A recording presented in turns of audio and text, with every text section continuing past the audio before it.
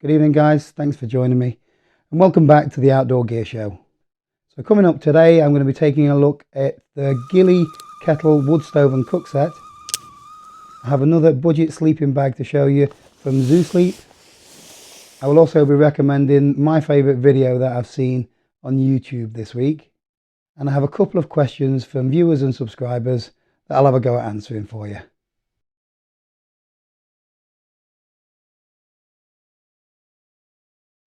So before we get into the Ghillie Kettle and cook set, all you guys that keep asking me to crack open the bottle of brandy, I've still got this one to finish. I know it's not as good quality, but I won't be opening that one anytime soon. I will, however, be tucking into a brew dog or two. So first up in the show, we're going to take a look at the Ghillie Kettle and cook set. So I would like to start off by saying that I have been sent the Ghillie Kettle free of charge by Ghillie Kettles. I haven't been paid, and this isn't an advertisement or anything. I will be giving my honest opinion of it. I have had some feedback from viewers that have said that all I do at the moment is advertise products. Well, that's not what my channel's about. It's about showing you gear that I use, that I've got. Most of it has been paid for by me. But I have already said in a previous episode, I've got lots of things to show you that I might not necessarily use myself. So I'm going to show it anyway, and if people think it's advertising, then they can think what they want, but I'm going to give my honest opinion on all of the products that you see on this show. Anyway, enough of all that. Let's go and see the Ghillie Kettle in action, shall we? So this particular model is the 0.5 litre Maverick. So I'll get this cracked open and I'll show you what you get in this particular kit. So it does come with this little bag. Undo the drawer cord. So inside the kit we have the kettle itself. So as you can see, it's made here in the UK. We have the stove which fits onto the stand, so this stops it from touching the ground, and charring the ground beneath. We also have a little grill set on here, so that way you can use this as a separate stove without having to put the kettle on. We have a pot stand which nestles on top of the kettle like so.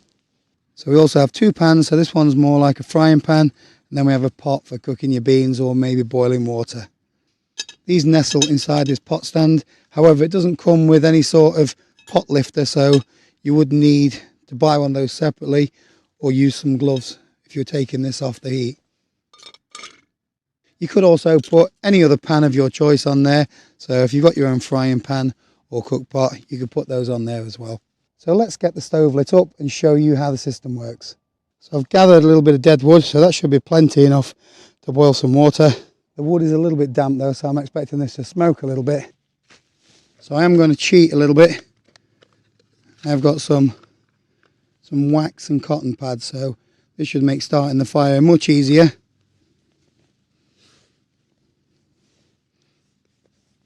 I'll put a little bit of wood into the bottom of the stove. And let's get this wax pad lit. Oops, it's still in just about. Get the other one fluffed up. Let's put some more sticks in.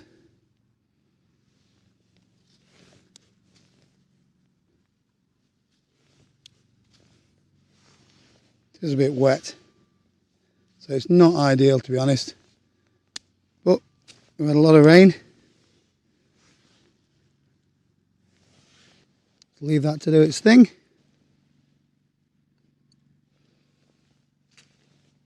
I found a little bit drier wood, so hopefully this will help.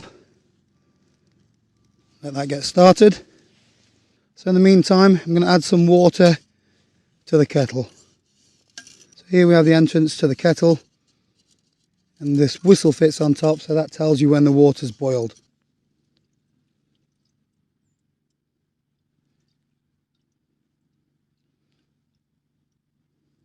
Starting to get a few flames going now, so we may be able to get the kettle on top. We shall see.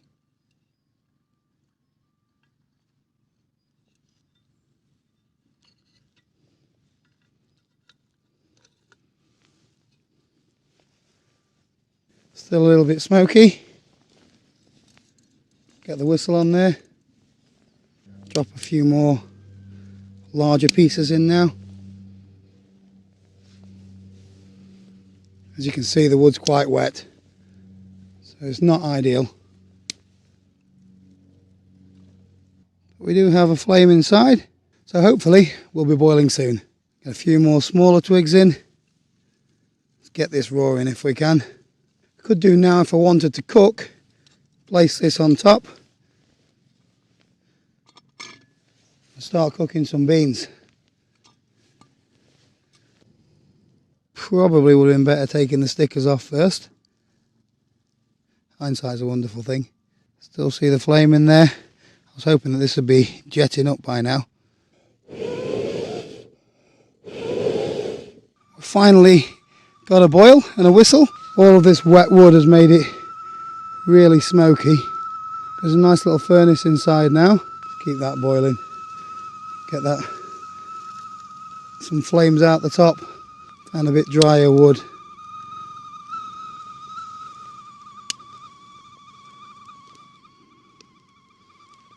One thing to bear in mind with this kettle is that you shouldn't use it without any water in it. It will damage the kettle.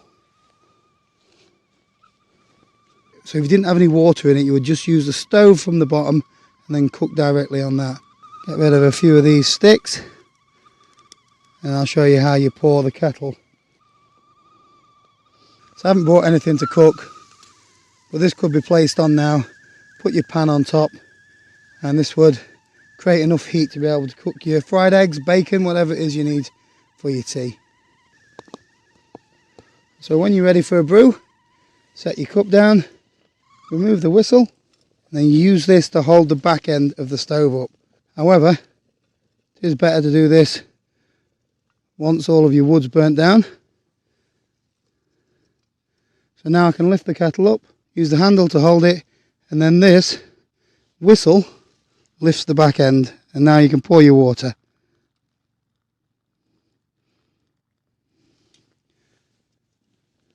So if you wanted to cook without your kettle, you would just build a small fire inside this stove. Once it's burnt down a little bit, you would put your racks on, and then you just use this as a small wood stove. So I'll let that burn down and then I'll get it packed away.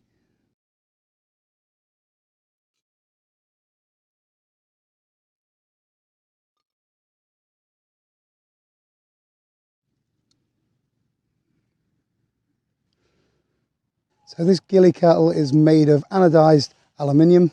It's a very lightweight bit of kit, but it is quite bulky for the amount of water that it holds. So this one here only holds half a litre, but as you can see it stands about 12 inches high. So a really cool bit of kit, but it's not something that I would use for regular backpacking. Although it is very efficient that you can get a boil going with just a small amount of wood. But all this kit will take up far too much room in my backpack. So for me it's only something that I would use on a bushcraft camp where the car isn't too far away. I'm going to be sitting around campfires, got plenty of gear with me, and it would be ideal for making a quick brew in the morning if the fire was out. Having said that, with the pot support, you can quite easily cook on it, so you can be boiling your water for your brew whilst cooking your steak and eggs. It's a really well made bit of kit, and it's perfect for those bushcraft meets or car camping. But although it's great fun to use, it's not something that I would take with me for 95% of my trips. So once the stove's burnt out, you just get left with a little bit of ash. Everything can just go back into the bag.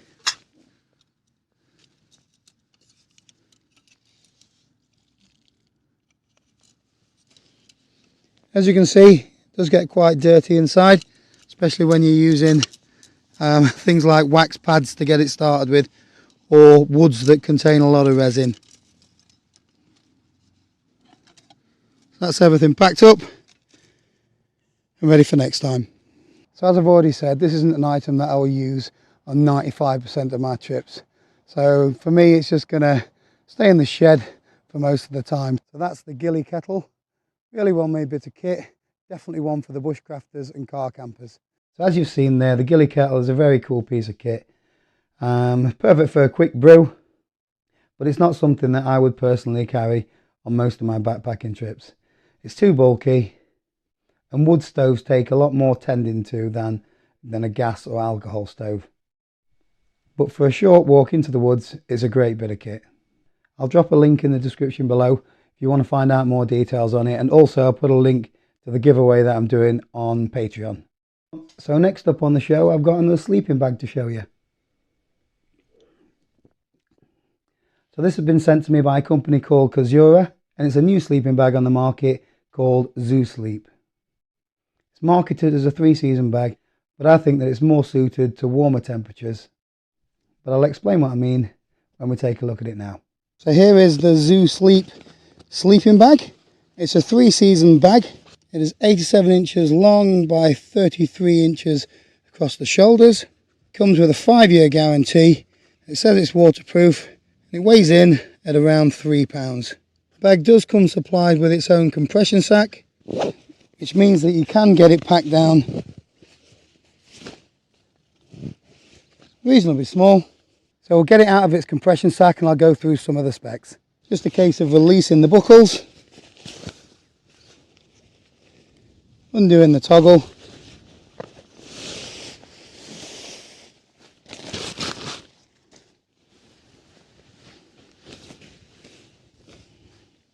so the sleeping bag comes in quite a nice burnt orange colour. So both the outer and the inner material are 350T polyester. And according to the specs, this is rated down to a comfort of between 4.4 degrees Celsius and 0 degrees. I haven't slept in this sleeping bag, but feeling the thickness of the insulation, I think that comfort rating is definitely taken with a pinch of salt. The insulation is quite thin, and it's not like it's using any of the expensive stuff like Climate Shield. The baffle also seems to have very little insulation in it. So I wouldn't recommend this for anything around freezing point. It's definitely a spring, summer and early autumn bag in my opinion. It does have a 2-way zip which goes around 2/3 of the length. So I'll jump in it and show you how it fits me.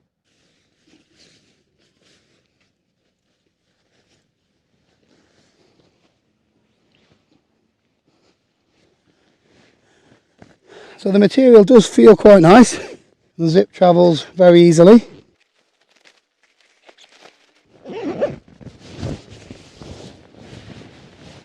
There is a toggle here to cinch up around the shoulders, but it feels quite nice, so there's enough space for me, and the materials are pretty soft.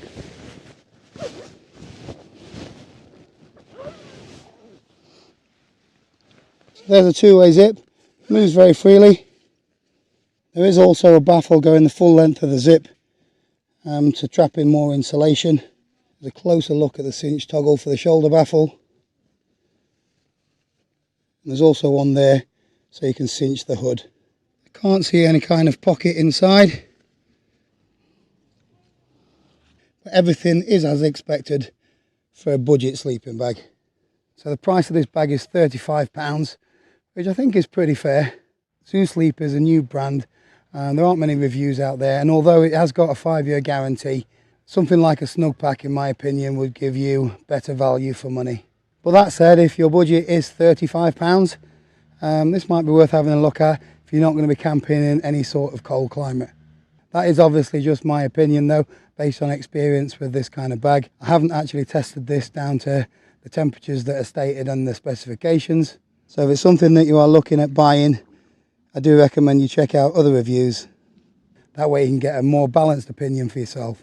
But that said, this bag is still okay for a starter camper who's going to be camping in milder weather.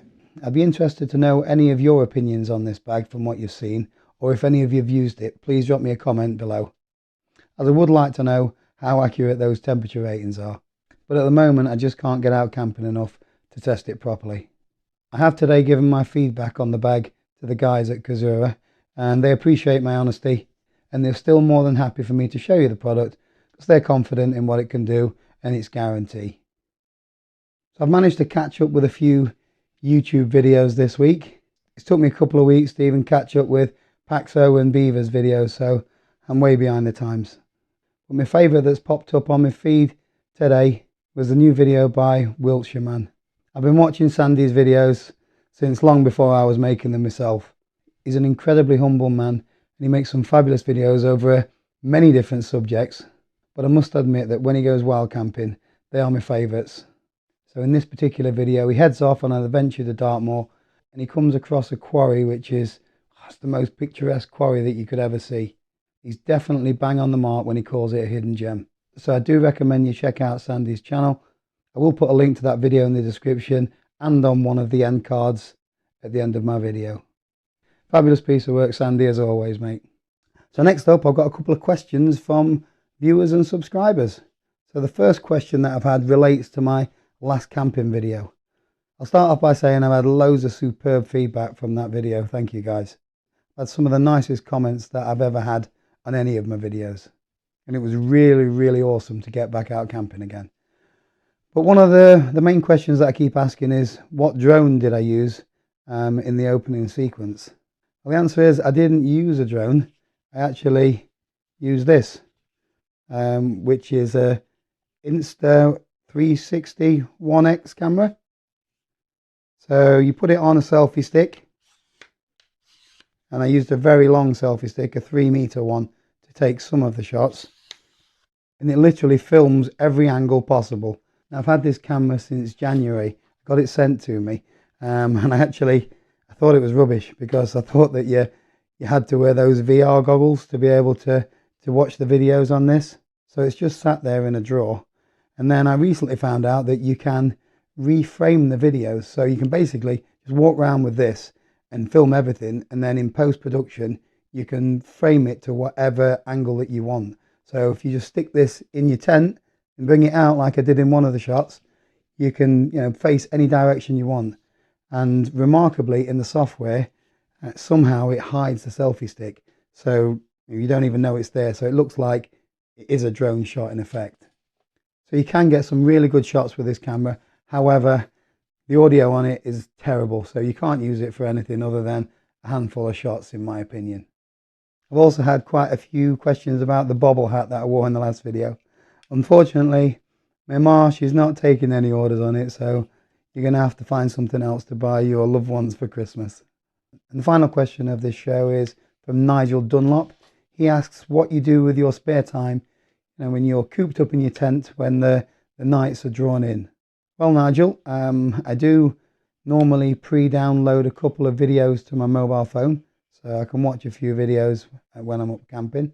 I also take a little Goodman's DAB radio. I've shown that in a few of my other videos before. I've never failed to get a signal from either the DAB or the FM, so I can always listen to the radio while I'm out. And also, I use that time to just clear my head. So when you've got a busy lifestyle and you're working late, or you've got family commitments and stuff, you can't always find the time to just chill out, to clear your head and think about what you want to do for the future. So I normally find that I can find a lot of the answers from life's questions when I'm out camping. And finally, to end the show, I'd like to thank everybody that took part in my question on my community page. I did put a poll out there. I wasn't sure which way to go with the channel. I didn't know whether to put this show on a different channel to my regular channel, and whether to separate the gear reviews with the camping trips. But over 1,400 of you voted on it, which is really good, thank you. And 90% of you said that you'd like to keep everything on the one channel. It's much easier, so I'm going to go with the majority. I've asked the audience, as they say. So yeah, I'm going to go with what you guys say, and I think it's a great idea. So before I say goodbye, I'd just like to say that there is still time to enter the TP tent giveaway.